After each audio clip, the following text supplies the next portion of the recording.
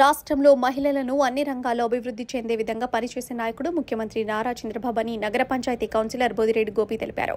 Yeleswaram Telugu Desam party కార్యాలయంలో మహిళా సంఘాలు పలువురు మహిళలతో కలిసి సమావేశం నిర్వహించారు. ఈ సందర్భంగా వారు మాట్లాడుతూ వైసీపీ ప్రభుత్వం మహిళలకు అన్ని విధాల అన్యాయం చేసిందన్నారు. ముఖ్యమంత్రి నారా చంద్రబాబు అధికారం చేపట్టిన వెంటనే 2025 బడ్జెట్ సమావేశాల్లో మహిళలకు 4,332 కోట్లు కేటాయించడం పట్ల హర్షం వ్యక్తం చేశారు. మహిళలకు డ్వాక్రా సంఘాలను ఏర్పాటు చేసింది తెలుగుదేశం ప్రభుత్వం అని, ప్రతి మహిళ ఆర్థికంగా బలోపేతమయ్యేందుకు ఇప్పటికే 10 కార్యక్రమాలు కూటమి ప్రభుత్వం చేపట్టిందని, దానిలో భాగంగా అరకు టీ వంటి కార్యక్రమాల ద్వారా మహిళలను వ్యాపార రంగాల్లో భాగస్వామ్యం చేయనుందని, వచ్చే ఉగాదికి P4 అనే కార్యక్రమం ద్వారా ప్రతి ఇంటిలో ఒక మహిళను పారిశ్రామికవేత్తగా తయారు చేసే విధంగా కూటమి ప్రభుత్వం అడుగులు వేస్తుందని సందర్భంగా తెలిపారు. ఒక మహిళగా ఎమ్మెల్యే వరపుల సత్యప్రభ నియోజకవర్గంలో మహిళలు డ్వాక్రా సంఘాల పట్ల ఆమె ప్రత్యేక శ్రద్ధ వహిస్తూ పరిపాలన కొనసాగిస్తున్నారన్నారు.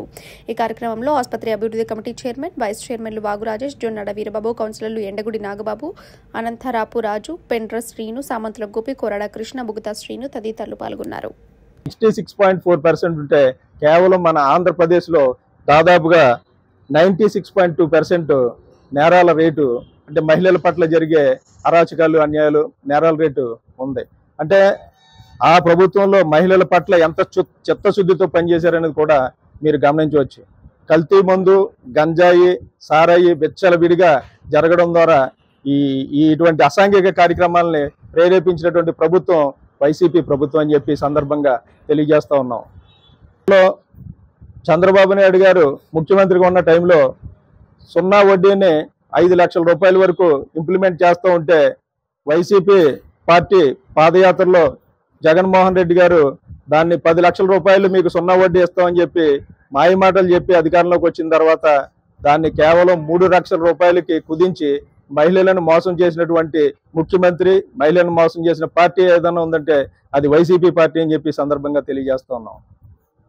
డ్వాక్రా సోదరిమణులు దాదాపుగా రాష్ట్ర వ్యాప్తంగా ఉన్నటువంటి అందరూ వాళ్ళు బ్యాంకుల్లో దాచుకున్నటువంటి పొదుపును దాదాపుగా 10,000 కోట్ల సొమ్మును, అదే కాకుండా ఈ అభయహస్తం సొమ్ము 2,100 కోట్లను కూడా దోచేసినటువంటి ప్రభుత్వం వైసీపీ పార్టీ ప్రభుత్వం అని చెప్పి సందర్భంగా తెలియజేస్తాం.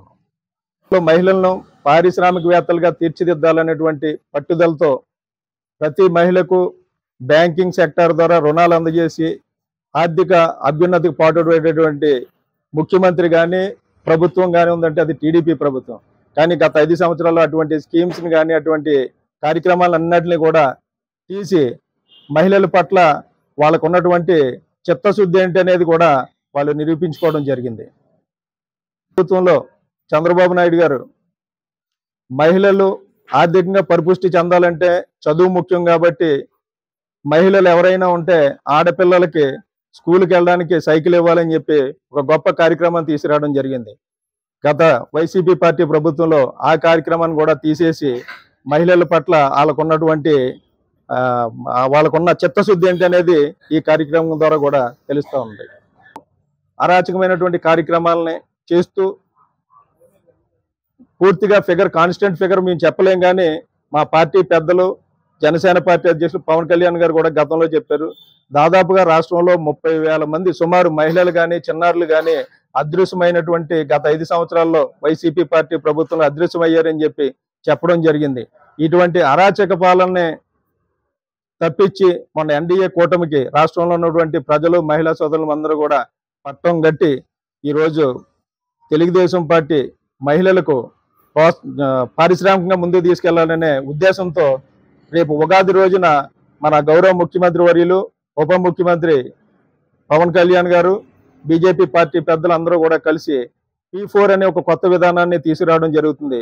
ఈ P4 అనే కొత్త విధానంలో ప్రతి ఇంటి నుంచి కూడా ఒక పారిశ్రామికవేత్త ఉండే విధంగా, అంటే మహిళలను కూడా ఈ వ్యాపారాల్లో భాగస్వామ్యం చేయాలని చెప్పి ఒక కొత్త వరవడితో, కొత్త ఆలోచనతో ముందుకు వెళ్తున్నటువంటి ప్రభుత్వం ఏదైనా ఉందంటే అది మన తెలుగుదేశం పార్టీ ఎన్డీఏ కూటమి ప్రభుత్వం అని చెప్పి సందర్భంగా తెలియజేస్తూ, మొన్ననే చంద్రబాబు నాయుడు గారు అరకు టీ అని ఒక టీని కూడా లాంచ్ చేయడం జరిగింది. దానిలో భాగంగా ప్రతి గ్రామంలో కూడా ఒక స్టాల్ పెట్టాలి, దానికి ఈ డ్వాక్రా గ్రూప్స్ నుంచే సెలెక్ట్ చేసి వాళ్ళని బిజినెస్లో, వ్యాపారంలో భాగస్వామ్యులు చేయాలని చెప్పి చేస్తూ ప్రతి ఇంటి నుంచి కూడా ఒక వ్యాపారవేత్తని ఈ 4 సంవత్సరాలు క్రియేట్ చేస్తానని చెప్పి ఒక దృఢ సంకల్పంతో చిత్తశుద్ధితో అక్కడ చంద్రబాబు నాయుడు గారు పనిచేస్తూ ఉంటే ఇక్కడ మన స్థానిక శాసనసభ్యురాలు ఇక్కడ ఉన్నటువంటి మహిళలకు వాళ్ళ సమస్యలు ఏంటి, ఇక్కడ ఎన్ని గ్రూపులు ఉన్నాయి, ఈ గ్రూపులకు కావాల్సిన అందరికీ నమస్కారం. ఈరోజు ఈ పాత్రికేయ సమావేశానికి ఇచ్చేసినటువంటి పాత్రికేయ ప్రింట్ అండ్ ఎలక్ట్రానిక్ మీడియా మిత్రులకు మరియు ఈ కార్యక్రమంలో పాల్గొంచుకున్నటువంటి మా మహిళా సోదరిమణులకు మరియు పట్టణ తెలుగుదేశం పార్టీ నాయకులకు అందరికి కూడా నమస్కారాలు తెలియజేసుకుంటూ, మీ అందరికీ తెలుసు మొన్ననే మన మహిళా అంతర్జాతీయ దినోత్సవం జరుపుకోవడం జరిగింది. దానిలో భాగంగా రాష్ట్రంలో తెలుగుదేశం పార్టీ మహిళా సాధికారతను ఏ విధంగా అమలు చేస్తుందనేది అందరికీ తెలియాలనే ఉద్దేశంతో ఈ ప్రెస్ మీట్ కార్యక్రమాన్ని మన ఎమ్మెల్యే సత్యప్రభారాజా గారి యొక్క ఆదేశాల మేరకు పెట్టడం జరుగుతుంది. ముఖ్యంగా మన నియోజకవర్గంలో మన ఎమ్మెల్యే గారు ఒక మహిళ.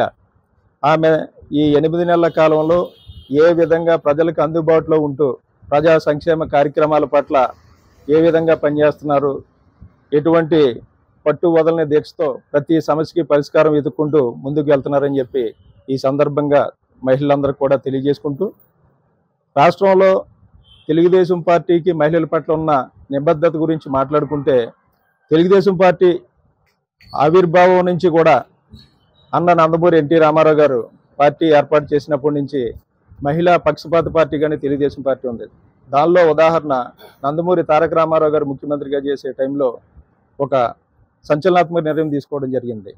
ఆస్తిలో కూడా మహిళలకు సమానమైనటువంటి హక్కు కల్పిస్తూ ఒక నిర్ణయం తీసుకోవడం జరిగింది. అలానే తర్వాత తెలుగుదేశం పార్టీకి ముఖ్యమంత్రిగా వచ్చినటువంటి నారా చంద్రబాబు నాయుడు గారు ఓ డ్వాక్రా వ్యవస్థను తీసుకుని రావడం ద్వారా మహిళలను కూడా ఆర్థిక పరిపుష్టి కలగాలనే ఉద్దేశంతో డ్వాక్రా వ్యవస్థని బలోపేతం చేయడం జరిగింది. అవే కాకుండా ఏ విధమైనటువంటి ప్రభుత్వ సంక్షేమ కార్యక్రమాలు అనగా ఒక ఇంటి స్థలం కానీ లేదంటే గృహ నిర్మాణం కానీ ఏది ఇచ్చినా కానీ మహిళా పేరు మీద ఇవ్వాలని చెప్పి ఒక నిర్ణయం తీసుకోవడం ద్వారా మహిళలను ఆర్థికంగా బలోపేతం చేయడానికి కృషి చేసినటువంటి నాయకుడు మన ముఖ్యమంత్రి చంద్రబాబు నాయుడు గారు. మొన్న బడ్జెట్ ప్రవేశపెట్టడం జరిగింది. ఈ 2025-26 బడ్జెట్లో దాదాపుగా 4,332 కోట్లు మహిళా స్త్రీ సంక్షేమ శాఖ కేటాయించడం జరిగింది.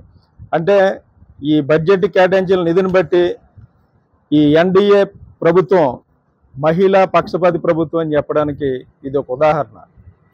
గత ప్రభుత్వంలో వైసీపీ హయాంలో రాష్ట్రంలో మహిళలకు ఏ విధంగా కూడా వనగూరింది కానీ ఏమీ లేదు. ఒక విషయంలో చెప్పాలంటే ఇళ్ల పట్టాలు ఇస్తామని చెప్పేసి అని మహిళలకు ఇళ్ల పట్టాలు ఇస్తామని చెప్పారు. ఓటీఎస్ రూపంలో 10,000 రూపాయలు 30,000 రూపాయలు దండుకున్నారు. అదే కాకుండా 1 సెంటు ఇళ్ల స్థలం ఇస్తామని చెప్పి ప్రజలందరినీ కూడా అప్పుల పాలు చేశారు. దాదాపుగా ఈ సెంట్లో మీరు ఇళ్ల స్థలం నిర్మాణం చేయకపోతే కనుక మీ స్థలాన్ని రద్దు చేస్తామని చెప్పి వాళ్ళని అప్పుల పాలు చేసి వాళ్ళ నిర్మాణానికి ముందుకు రావడం, దాన్ని కూడా తక్కువ మొత్తంలో దాదాపుగా 1,80,000 రూపాయలు నిధులతో ఏ విధంగానూ కూడా నిర్మాణానికి అనుకూలంగా లేకుండా అనువుగా లేకుండా వాళ్ళని ఇబ్బంది పెట్టినటువంటి పరిస్థితి. ఈరోజు ఎన్డీఏ గవర్నమెంట్ సంచలనాత్మకమైన నిర్ణయం తీసుకుని హౌసింగ్ కార్యక్రమం తీసుకుంటే అర్బన్లో 2,50,000 రూపాయలు అనౌన్స్ చేయడం జరిగింది. గతంలో ఎవరైతే మొదలుపెట్టి 1,80,000 రూపాయల స్కీమ్తో మొదలుపెట్టి ఉన్నారో వాళ్ళకి బీసీలకు కానీ ఎస్సీలకు కానీ అదనంగా ఈరోజు 50,000 రూపాయల సొమ్ము ఇవ్వాలని చెప్పి మొన్ననే కేబినెట్లో నిర్ణయం తీసుకోవడం జరిగింది. దాని జీవో కూడా రావడం జరిగింది. అలానే ఎస్టీలు ఎవరైనా ఉంటే వాళ్ళకి 75,000 రూపాయలు అదనంగా ఇవ్వడానికి కూడా ప్రభుత్వం నిర్ణయం తీసుకోవడం జరిగింది. అవే కాకుండా ప్రతి మహిళా సోదరుని డ్వాక్రా గ్రూప్లో ఉంటారు. ఆ డ్వాక్రా ద్వారా ప్రతి ఒక్కరికి కూడా 35,000 రూపాయలని ప్రభుత్వం నుంచి బ్యాంకుల ద్వారా వడ్డీ లేకుండా ఇప్పించాలని చెప్పి నిర్ణయం కూడా తీసుకోవడం జరిగింది. ఇటువంటి నిర్ణయాత్మకమైనటువంటి నిర్ణయాలు తీసుకుంటూ మహిళా పక్షపాతికి వెళ్తున్నటువంటి ప్రభుత్వం ఈ ఎన్డీఏ ప్రభుత్వం, తెలుగుదేశం పార్టీ ప్రభుత్వం అని చెప్పి సందర్భంగా తెలియజేసుకుంటా ఉన్నాం. ఉండేది చంద్రబాబు నాయుడు గారి టైంలో, దాన్ని గత ప్రభుత్వం రద్దు చేయడం జరిగింది.